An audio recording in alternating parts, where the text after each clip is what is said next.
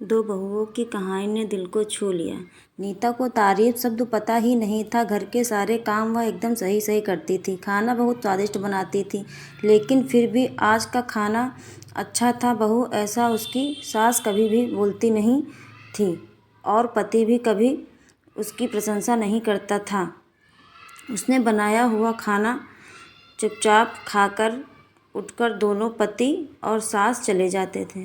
उसने खाना खाया या नहीं, इसका उन दोनों को फ़र्क नहीं पड़ता था। सास को वह पसंद नहीं थी।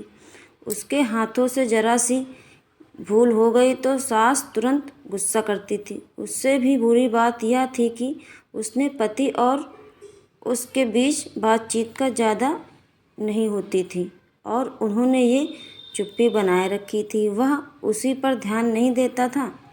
परदेश में पढ़ाई करने गया वह छोटा देवर मात्र समय समय पर नीता को फ़ोन करता था, पूछता था भाभी कैसी हो। उसका फ़ोन आने पर नीता बहुत खुश होती थी। अपना मन हल्का करने का उचित स्थान था। नीता का कुछ ही दिनों में देवर की पढ़ाई खत्म हो गई और वह घर आया। थोड़े समय के भीतर उसे एक अच्छी नौकरी भी मिल गई। नीता को बहुत आनंद हुआ।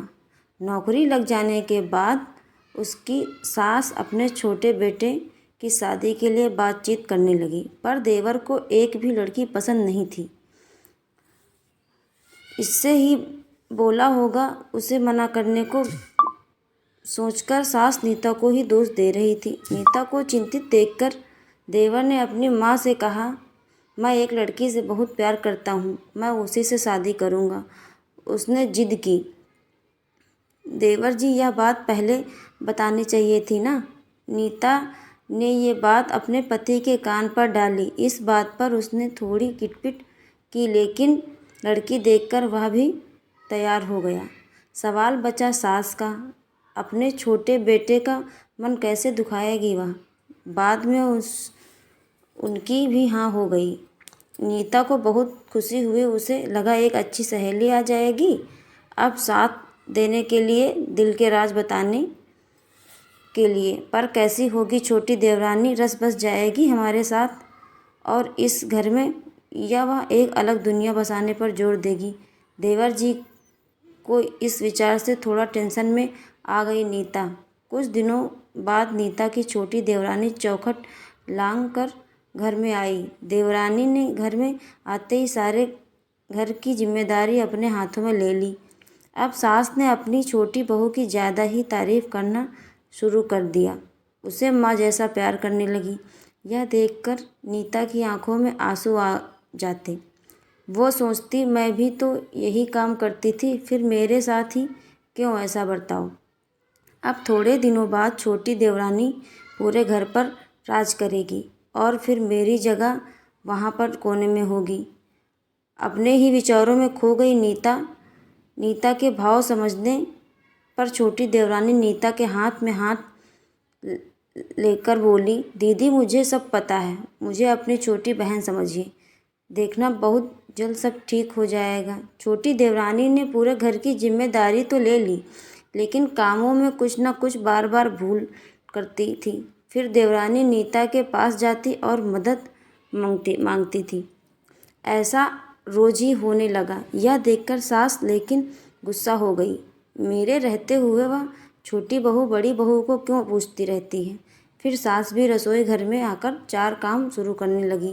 धीरे धीरे वह छोटी बहू के साथ साथ अनजाने में बड़ी बहू से भी प्यार से बर्ताव करने लगी, प्यार से बोलने लगी, नए पदार्थ दोनों को सिखाने लगी, भूल समझकर समझाने लगी। अब सास और दोनों बहुओं में अच्छी दोस्ती होने लगी। इस वजह से बड़ी बहू का स्वभाव भी अच्छा होने लगा।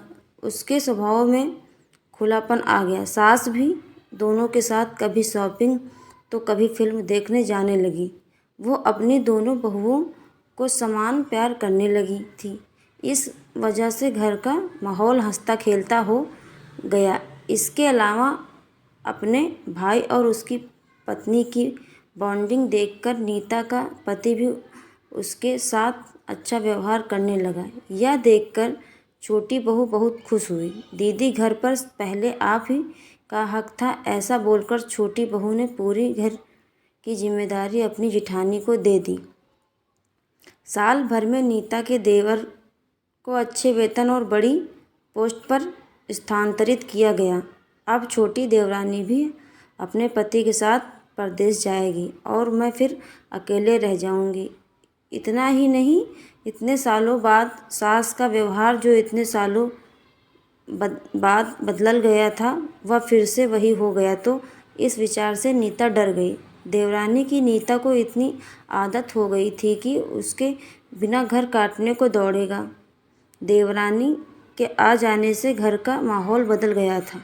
वह थी ही ऐसी खुशमिजाज और ऊर्जावान, जैसे कि नाम से पता चलता है। यहाँ देवरानी की हालत भी कुछ अलग ही नहीं थी।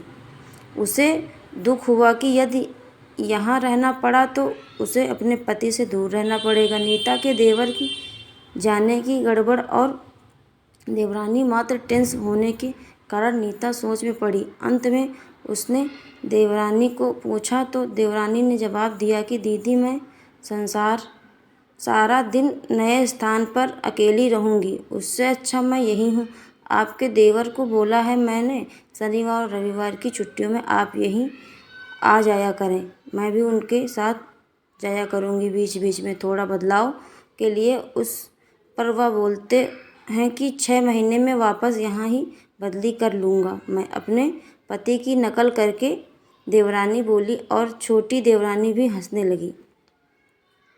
अपनी आंखों के आंसू पोंछते हुए नीता बोली, छोटी, यह दिन वापस नहीं आने वाले। जाओ तुम अपने पति के साथ, उनके साथ भी तो कोई होना चाहिए ना। दीदी, आपने मुझे बड़ी बहन का प्यार दिया, वैसे ही भैया के रूप में एक बड़ा भाई मिला। यह भरा हुआ संसार छोड़कर मैं कैसे जाऊं वहाँ? अकेली का मन नहीं लगेगा। 6 महीने का तो सवाल है, वह आते रहेंगे यहाँ पर। यह सुनकर नीता ने अपनी देवरानी को खुश होकर गले लगाया। तभी देवरानी नीता को बोली, अपने पति के साथ एक अलग जीवन बनाने में समय नहीं लगता। अपनों में रहकर पति की प्रतीक्षा में ही आनंद है। दोस्तों, 2 अलग अलग घर और ससुराल से आने वाली यह लड़कियां अपने नए घर के लिए सब कुछ करती हैं। पता ही नहीं चलता कि कब एक दूसरे की आदत हो जाती हैं। सच में देवरानी जेठानी का रिश्ता बहनों से कम नहीं होता।